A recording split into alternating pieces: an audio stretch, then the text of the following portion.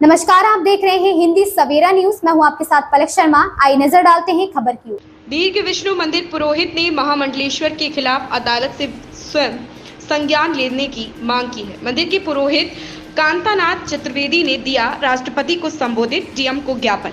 सोमवार को भी महामंडलेश्वर इंद्रदेव के खिलाफ सनातनियों का विरोध करना जारी रहा।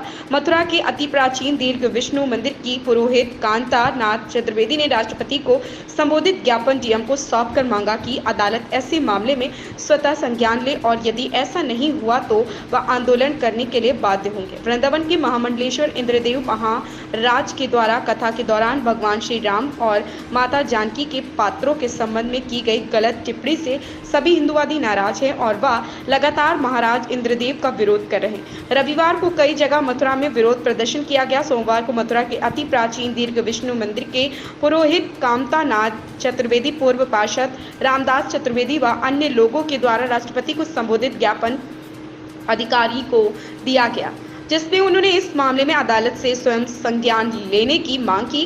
कांतानाथ चतुर्वेदी ने बताया, यह एक ऐसा अपराध है जिसमें माफ नहीं किया जा सकता। सरकार को और न्यायिक अधिकारियों को इसमें स्वतः संज्ञान लेना चाहिए। आज आप लोग यहाँ आए हैं तो क्या उद्देश्य था, और जो इंद्रदेव जी की द्वारा जो कथा व्यासपीठ से जो कहा गया है उसका क्या विरोध चल रहा है? हमारे गोस्वामी तुलसीदास जी ने एक पंक्ति लिखी है, संत समागम हरि कथा और तुलसी दुर्लभ दोय और सुतदारा और संपदा पापी के भी होय।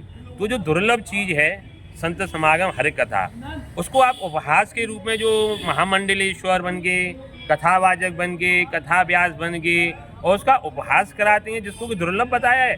तो देव दुर्लभ चीज़ है, उसका आप मतलब करते हैं। ठाकुर जी के पात्रों का आप उपहास करते हैं।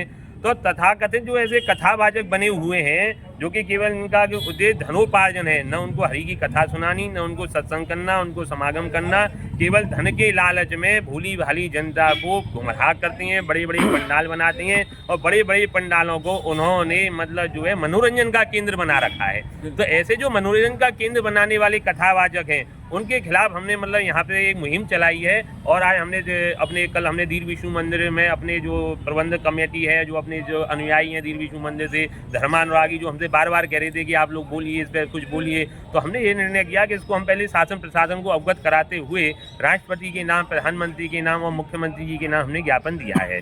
और हमने मांग की है कि जो ईश निंदा का जो कानून है देश में, उसको कड़ाई से लागू किया जाए।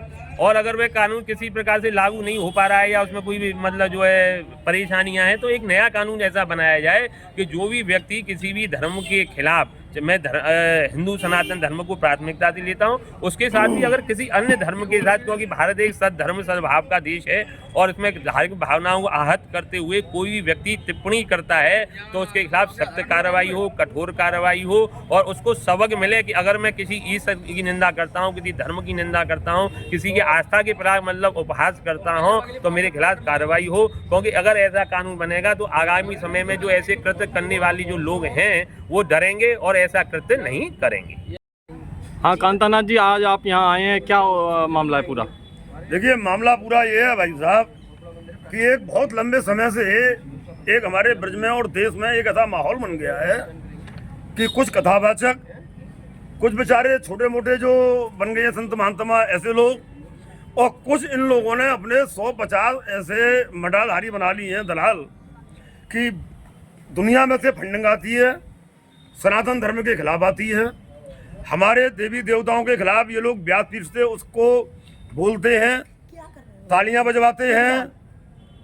जब इन सारी चीज़ों को कर लेते हैं तो हमारे जो मठाधीश बैठे हुए हैं वो उनके पास में आते हैं और उनके पैर छूते हैं, वो उनको माफ कर देते हैं। इंद्रदेव जी के द्वारा जो सार्वजनिक रूप से जो बयान दिए, जी, मिश्रा जी, हमारे मुरारी बापू जी और तमाम इतने संत हुए हैं जिन्होंने हमारे सनातन धर्म की और हमारे हिंदू धर्म की बखियाओं को उड़ा उड़ा करके रख दिया।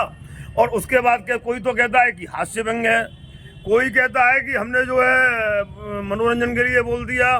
तो भगवान के नाम के लिए मनोरंजन और हास्य व्यंग नहीं होता। तो जब ऐसा करते हो तो फिर तुम लोग गलती को मांगते हो, और गलती मांगते हो तो मठाधीश पहले से ही क्यों तैयार रहते हैं कि हमको वहीं जाना है, वहीं मत्था टेक करके और अपनी इतिश्री कर लेनी है। हमें इसका विरोध करना था। दीर्घ विष्णु मंदिर ने ये निर्णय लिया, क्योंकि सबसे प्राचीन और सबसे बड़ा यही है, तो जाकर एक न बड्डा वो डगब डग्गा, और हमने बड़े घर को उतार दिया मैदान में अनुजी। तो कहने का तात्पर्य है कि आज हमने इस आशय के साथ में एक अपना ज्ञापन दिया है कि एक ठोस कानून बने, ताकि हमारे किसी भी देवी देवता पर, हमारे किसी भी कलाकारों पर, अभिनय करने वालों पर किसी भी प्रकार की टिप्पणी न हो। हम ये भी मांग करते हैं कि सोशल मीडिया पे इनकी भद्दी चीज़ें न दिखाई जाएं। हम ये भी मांग कर रहे हैं कि ये जो अनेकानेक मठाधीश, कोई महामंडलेश्वर, कोई मंडलेश्वर, कोई महंत जी, कोई शंकराचार्य जी, ये जो बन गए हैं, सरकार अपने स्तर से इनकी भी जांच कराए, थोड़ा वोटों का लालच कम हो। आज हमारे अभिनयकर्ता कलाकार नहीं माने जाते हैं। अभिनयकर्ता जो होते हैं ये भगवान का स्वरूप होते हैं। हमारे यहाँ इनका नाम नहीं लिया जाता। मैं स्वयं एक मंडली मालिक हूँ, मैंने राम का अभिनय किया है, मेरे भाइयों ने किया है, मेरे बेटे राम लक्ष्मण मनाए हैं। ये जो कथावाचक हैं इनको शर्म आनी चाहिए। जहाँ हम अपने बेटाओं को लेकर के अपने पिताओं के संग में, अपने भाइयों के संग में भगवान श्री राम के चरित्र का प्रचार प्रसार करते हैं और अपनी जीविका का पालन करते हैं, और उसके बाद हमको लांछन लगाया जाता है। सबसे बड़ा कष्ट एक और बात का है कि आयोजक ऐसे आयोजन क्यों होने देते हैं। तो कथावाचकों पे भी आरोप तय हो, आयोजकों के ऊपर भी आरोप तय हो, और जो वहाँ बैठ करके तालियां बजा रहे हैं, मैं उनसे ये कहूँगा कि ऐसी भद्दी बातों को न सुने और ऐसी कथाओं का बहिष्कार करके चले जाए। आज आपने ज्ञापन दिया है? आज हमने माननीय जिलाधिकारी महोदय को ज्ञापन दिया है, राष्ट्रपति महोदय के नाम इसको संबोधित किया है, महामहिम जी के पास हमारा ये समाचार पहुँचा है।